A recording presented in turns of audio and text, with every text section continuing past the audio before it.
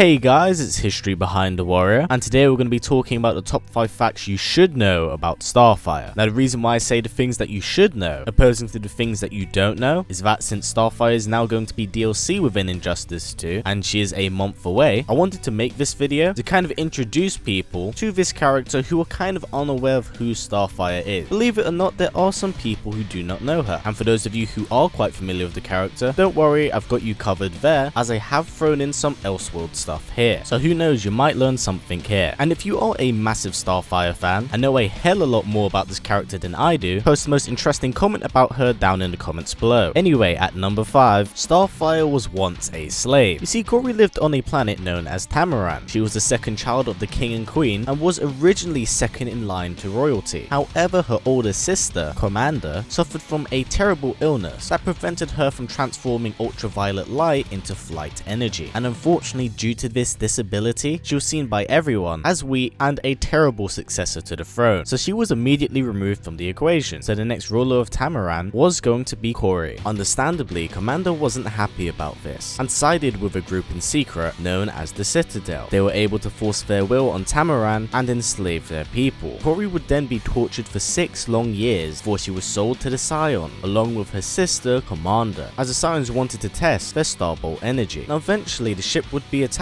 and Corey was free. She attempted to free her sister Commander, but Commander had struck her down, as she'd finally acquired the ability to manipulate Starbolt energy to a level that was much stronger than that of Corey. She would then set up her own sister's execution, but these plans were foiled when she was once again able to escape to the planet known as Earth, where the Teen Titans would save her. Number 4, she has a daughter with Dick Grayson. You see, in the multiverse known as Kingdom Come, Dick Grayson and Starfire get married. They have a daughter known as Mari Grayson. She would enroll in the Teen Titans and become a very important asset to the team. However, in her early life, Starfire would unfortunately pass away due to a circulatory illness, and in honor of her mother and her father, she'd be known as Night Star. Now Dick would reach out to her and plead that she stop being a superhero, and she did for a significant amount of time, and instead decided, hey, why don't I just become a vigilante? God, you just gotta love kids. Number 3, and something a bit more relevant to the Injustice universe, her exile to the Phantom Zone. It is as brutal as it sounds, and for those of you who don't really know what's going on here, allow me to explain. When Lois Lane was killed and Metropolis was destroyed, 2 members of the Teen Titans were killed, Garth aka Beast Boy and Kid Flash. This turned the Teen Titans upside down, especially when a member of their team, Superboy, had been so greatly affected by this, as he tried to save Garth, but unfortunately he died in his arm. Things continued to worsen for him, as his idol, really his father figure, Superman, had now become a murderer. This sent him spiraling down a staircase from which he could not get up from, so he was left devastated after this event. When Clark announces worldwide ceasefire, Superboy saw this as him crossing the line and tried to obtain the Phantom Zone projector. This led to him having a fight with Superman, for which he was outmatched until the Teen Titans had arrived. This included Starfire. Now despite their overwhelming numbers, they were overpowered, and the fighting only ceased when Superman punched Superboy so hard that he crushed his sternum, and the only way they were able to save him were if they were to take him into the Phantom Zone, but Clark said it was only on the condition but they were to go into there as well. And this is in fact the last time we see Superboy, Wonder Girl, Red Robin, or even Starfire within the Injustice universe. It's been 6 years since that had happened, so that's where they currently are. It's going to be very interesting in game to hear what she has to say about the whole Dick Grayson situation, as we've heard a little bit about it from the trailer. Number 2, her really intense sibling rivalry. So from what you can actually tell, her sister Commander also works under the alias known as Blackfire. So from what you can tell at the very beginning of this video, there is a lot of bad blood between the two, and after she was saved by the Teen Titans, their hatred towards each other would continue to grow, as Blackfire would kidnap Starfire and try to sell her back into the slave market. Unfortunately for Blackfire, she hadn't taken into account that she'd become a valuable member of the Teen Titans, so she was rescued by her friends before battling her sister in a very violent battle that would lead to Blackfire in fact going blind, and later on she'd clashed with her sister again when she regained her eyesight and was fighting for control of Tamaran. Due to the fact that she now had the ability to in fact create Starbolt, it made her the true successor to Tamaran, so when she gained control of the planet, she would in fact exile her own sister. Number 1, she had her wedding crashed by Raven. Now unlike the Kingdom Come one, this happened in the main continuity. Dick Grayson and Starfire had been together for a significant amount of time, so really it was only a matter of time before Dick Grayson had proposed and the two were engaged to get married. Now the two were at the altar and just just before the two could be announced as husband and wife, the priest was killed by Raven. Now this actually wasn't out of jealousy. You see, at this point in time, Raven had come under the influence of her father, Trigon, and she was doing some very questionable things, well, like gatecrashing her friend's wedding. So after this event and the conflict that ensued, the two would in fact separate. As the wedding was already on uneasy ground, Tori had problems with an actual long-term relationship, in the sense that she'd in fact been married twice before Dick Grayson, both to Temerian men, and both had died in battle. So in that sense, she did feel like she was cursed. So from what you can tell, the two would separate, but this is in the old timeline. But in the new 52, oh boy, what a shit show start for Starfire in that new continuity. My god. But yes, this has been it for the Starfire video, guys. Hope you've all enjoyed this and at least learned something from it. And if you're a massive Starfire fan yourself, please go down in the comments below and put the most interesting fact you know down in the comments below. That's a fun and great way for people to learn more about this character before her release, especially if they're unfamiliar with her. Now I will be making a video for Friday as a part 2 section for my fighter pack stuff, which I was talking about last week, and be doing a video on Lily from Tekken on Saturday. I also might be taking a few days off next week as my voice does need a rest because I'm extremely ill right now. Also, a massive heads up for next week's video, be getting a top 5 things you probably didn't know about Raiden for Mortal Kombat. So please do keep an eye out for that. Now before this video wraps up, guys, if possible, let's try getting it to about 500 likes to grow it with supporting this channel, as YouTube's ad system is pretty messed up right now. So by giving it a thumbs up, it helps out a ton. Now as always, guys, please comment, like, subscribe, and share this video with everyone you know. Please take care, and I'll see you all next time.